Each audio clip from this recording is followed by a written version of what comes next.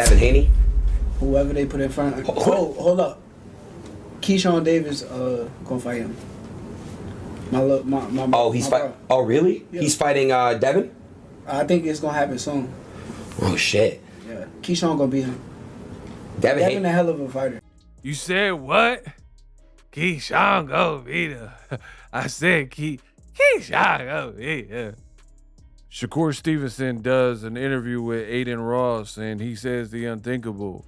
He picks one friend over an old friend in Devin Haney. You never know. I mean, you never really know. So that's what I want to talk about right now in this video. What up, Fight World? It's your boy Ego, and I'm back with some more boxing. Now, you heard the clip at the beginning. Adin Ross did an interview with Shakur Stevenson, and he was very vocal. He flat out said it. He said, Devin, he's a heck of a fighter. Devin Haney, you know, he got respect for him as a fighter, but he kind of spilled the beans and said that you got to listen to what he said and what people say. I know some of y'all didn't hear it. Y'all was just getting hyped for the Boxingego video. You didn't pay attention. So I'm here to remind you. Now it's time to remind and rewind why I'm in the position that I'm changing the game. What days a meal, right? You got to pay attention to what's going on. He said Keyshawn is going to fight Devin Haney. I think the fight happens soon. Huh? Now, Keyshawn just fought on Shakur Stevenson's undercard. That is a fact. He had a good performance. Solid name in Jermaine Ortiz, and he ended up knocking him out. Last round, final round, 12th round. But nonetheless, it was a knockout. So you got to give him credit. Jermaine Ortiz had never been knocked out to my knowledge, and he had been in there with Teofimo Lopez, been in there with Vasyl Lomachenko, and a lot of y'all love Lomachenko. And Keyshawn did something that nobody else has done. So for me, I think it's a brilliant fight. And I really hope this is a great year for boxing and we make it crack, because so often boxing gets it wrong historically, where wait and they wait and they keep waiting, and before you know it, like, the fight's cooked and nobody wants to see it anymore because this guy lost, or this guy got knocked out, or this guy failed the PED test. Things change over time, so you got to strike while the iron's hot, you know?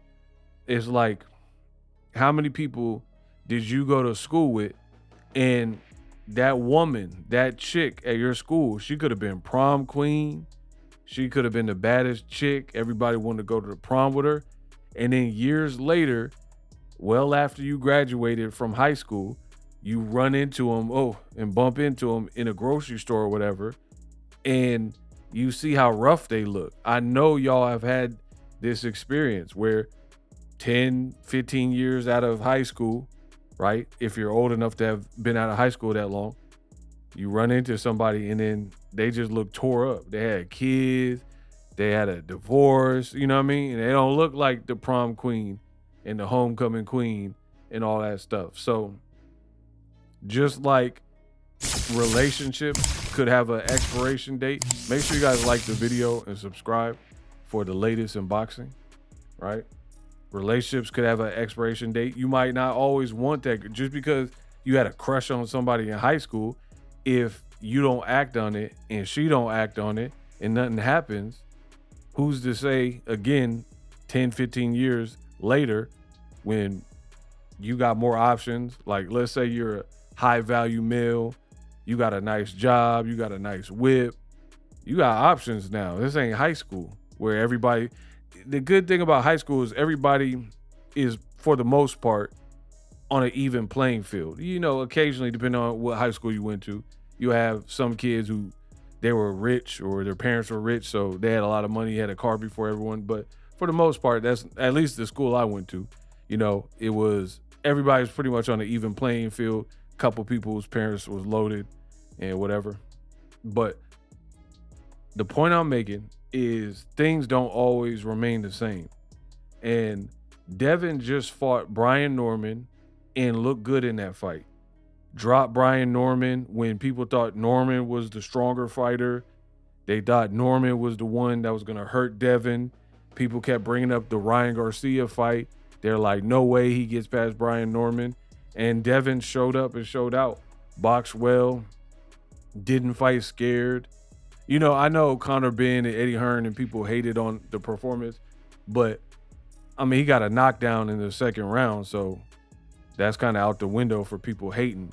So Devin became a champion in that fight, and Keyshawn, as I mentioned earlier in this video, he fought Jermaine Ortiz and iced him in the 12th round, which the other people he fought didn't do. Jamel Herring didn't do, Loma didn't do, and neither did Teofimo. So just like kind of like Jaron Ennis and Virgil Ortiz, it's a fight that is primed for right now. It is a fight that is primed for right now because Virgil just won by knockout early, second round. Boots won by knockout early, first round, right? So strike while the iron's hot, make all these fights. I'm really with that. I don't know where Shakur heard or talked to Keyshawn or whatever, they are friends, and got this information that Keyshawn is fighting Devin. So maybe behind the scenes, there's something going on and talks are being had. Let me know, do you agree with Shakur? Will Devin lose to a Keyshawn? I think it's a great fight. Keyshawn's big for the 140-pound weight division, so he'll probably need to move up. And he already spoke on that, so make the fight. Live streaming can be tough, which is why I use StreamYard. Click the link in the description for StreamYard, which is an awesome tool that enables you to set up your stream with ease of use. Get great results with live streaming. It's what I use. Stream to social media with ease with StreamYard. Live streaming is here to stay. Engage with your audience using StreamYard. Great way to reach out to your audience and connect. So you need a tool that can do that.